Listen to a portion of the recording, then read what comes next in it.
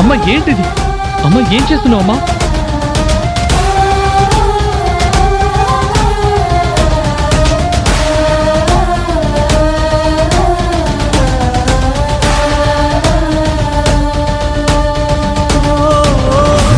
అమ్మా అరే నువ్వు వదిలే అమ్మా. అత్తయ్య అయ్యో అత్తయ్య అమ్మా అమ్మా అమ్మా అమ్మా వద్దమ్మా.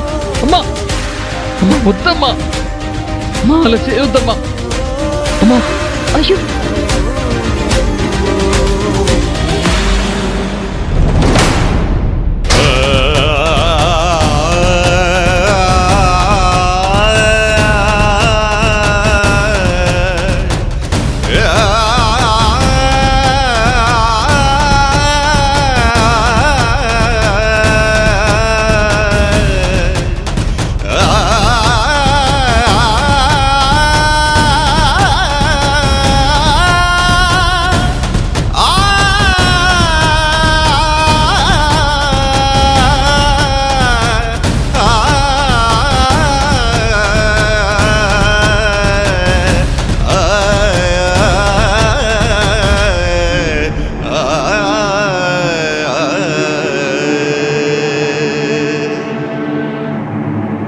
అమ్మా ఏం చేస్తున్నావమ్మా?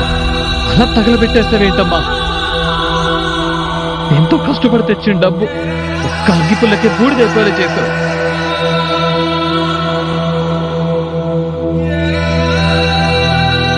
నువ్వేం చేశావో కొంచెమైనా అర్థమవుతోందా అమ్మా? 25 లక్షలు బుగ్గిపాలు చేసేశావు. నీకోసం ఇంత చేసి డబ్బు తెస్తే క్షణాల్లో తగలబెట్టేస్తావా? మతుండే ఈ పని చేసావా? రేయ్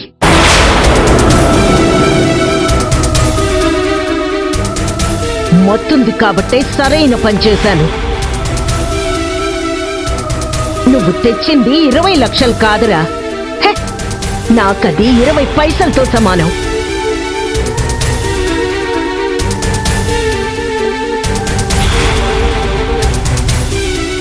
పాపిష్టి సొమ్ము తీసుకొచ్చి నాకు వైద్యం చేయిస్తావా?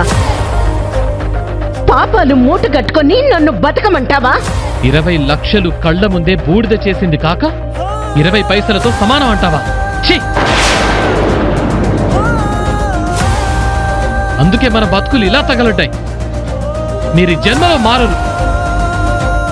రాజీవ్, తప్పుడు పని చేసిందే చాలక ఇంకా దీర్ఘాలు తీస్తున్నావా?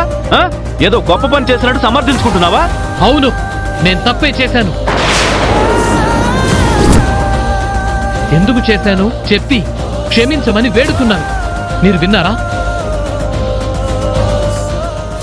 ఆరోగ్యం కాపాడడానికి ఆసరాగా డబ్బు తీసుకొస్తే ఉపయోగపడనిచ్చారా? ఇక మీరు నన్ను అర్థం చేసుకుంటారనుకోవడం నాది బుద్ధి తక్కువ. అప్పటికీ ఆ కనిష్క చెప్తూనే ఉంది, నీ కుటుంబం నీకేం అండగా నిలబడదు, పైగా అసహించుకుంటుంది అని.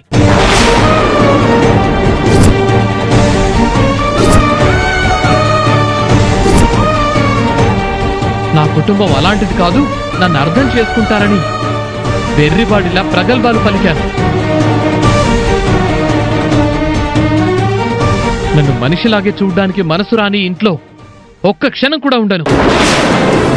మళ్ళీ ఇంటి గడప కూడా తొక్కను. అయ్యో అయ్యో ఆగండి. లేదు లలిత, ఇక నేను ఇంట్లో ఉండలేను. మనుషుల మనసులు అర్థం చేసుకోలేని వాళ్ళ మధ్యలో విలువ కోల్పోలేను. నన్ను ఆపొద్దు.